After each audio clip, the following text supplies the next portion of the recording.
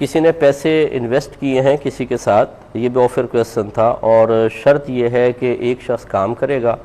اور دوسرا یہ پیسہ انویسٹ کرے گا، اور یہ جو پیسہ دے رہا ہے اس کو نہیں پتا کہ وہ کیا کام کرے گا، تو کیا اس طرح پیسہ انویسٹ کرنا کہ کام ہی نہ پتا ہو اور اس کو پیسے دے دیں، کیا یہ صحیح ہے؟ اور انہوں نے کہا ہے کہ ہم نفع اور نقصان ہم نے برابر برابر طے کیا ہے کہ جو جتنا نفع ہوگا آدھا آدھا لیں گے، جتنا نقصان ہوگا آدھا آدھا ہوگا۔ دیکھیں پہلے اچھی طریقے سے سمجھ لیں کہ اگر ایک طرف سے مال ہو اور دوسری طرف سے محنت ہو تو اس کو شرعی اصطلاح میں مداربت کہتے ہیں۔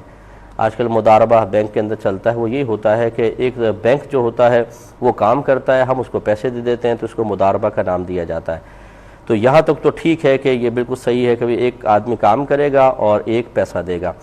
مداربت میں یہ ضروری نہیں ہے کہ پیسہ دینے والا جس کو رب المال کہتے ہیں وہ اس کو یہ معلوم ہو کہ یہ کیا کام کرے گا۔ ہاں اتنا اطمینان ضروری ہے کہ یہ کوئی حرام کام نہیں کرے گا۔ اگر کوئی شخص معروف ہے حرام کام کرنے میں، شرابیں بیچتا ہے یا اور غلط قسم کے کام کرتا ہے، تو پھر تو بھولا نہیں بننا چاہیے، لیکن اگر وہ جائز اور طیب حلال کام کرتا ہے یا پھر معلوم نہیں ہے کہ کم از کم یہ معلوم نہ ہو کہ یہ کوئی خراب کام کرتا ہے، تو ہم اس پر اعتماد کر سکتے ہیں اور اس کو پیسہ دے سکتے ہیں۔ تیسری چیز یہ ہے کہ اس طرح شرط ٹھہرا لینا کہ نفع نقصان دونوں کا برابر برابر ہوگا، یہ غلط ہے، کیونکہ مداربت میں یاد رکھیں کہ نفع تو بالکل ٹھیک ہے کہ آپ یہ مشروط کر سکتے ہیں کہ 50-50 ہوگا، لیکن نقصان کے سلسلے میں یہ اچھی طرح یاد رکھیں کہ مداربت میں نقصان رب المال کا ہوتا ہے، جو کام کر رہا ہے جس کو مدارب کہا جاتا ہے اس کا نقصان نہیں ہوگا۔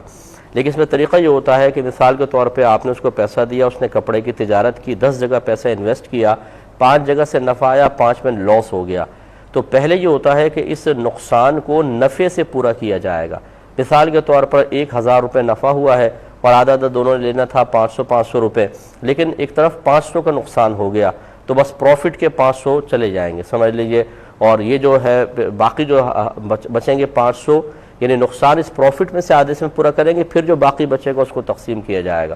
تو خلاصہ کلام یہ ہے کہ اس میں نقصان رب المال کا ہوتا ہے، اور اگر بالکل فرض کر لیں بالکل نفع ہی نہیں ہوا تو پھر نقصان اس کے مال سے پورا کیا جائے گا، مدارب اس سے مستثنیٰ ہوگا۔ لیکن یہ یاد رکھیں کہ یہ اس صورت میں ہے کہ مدارب نے خرید و فروغ بالکل ٹھیک کی ہو، جو تجارتی اصول ہے، شرعی اصول ہے، جو عرف اور ماحول ہے اس کے مطابق صحیح طریقے سے کام کیا ہو۔ اگر اس نے غلط طریقے سے کام کیا، خطائے فاحش کی ہیں، خود غلطیاں کی ہیں، تو پھر وہ ذمہ دار ہوگا۔ اور اگر یہ یاد رکھیں کہ اگر کسی نے یوں اس شرط کے ساتھ پیسہ انویسٹ کیا کہ نقصان میں بھی دونوں برابر کے شریک ہوں گے، تو یہ مداربت فاسد ہو جائے گی، اس کو ختم کرنا لازم ہوگا، اگر نہیں کریں گے تو دونوں گناہ گار ہوں گے۔ اس لیے ہماری گزارش یہ ہے کہ جب بھی آپ پیسے کا کوئی مسئلہ کرنے لگیں تو ضرور کسی اچھے عالم اور مفتی، عالم نہیں بلکہ مفتی صاحب سے آپ ٹائم لیں، جتنی بھی کنڈیشنز ہیں، شرائط آپ نے لکھی ہیں وہ سب ساتھ لے جائیں، ان کی خدمت پہ پیش کریں، وہ پھر کہیں کہ یس تو یس، اگر وہ کہیں کہ نہیں نو تو نو، ہاں اگر وہ کہیں کہ بھی اس میں تھوڑی ترمیم کر لو باقی ٹھیک ہے، تو اس میں ترمیم کر لی جائے تاکہ آپ کا نفع طیب اور حلال رہے۔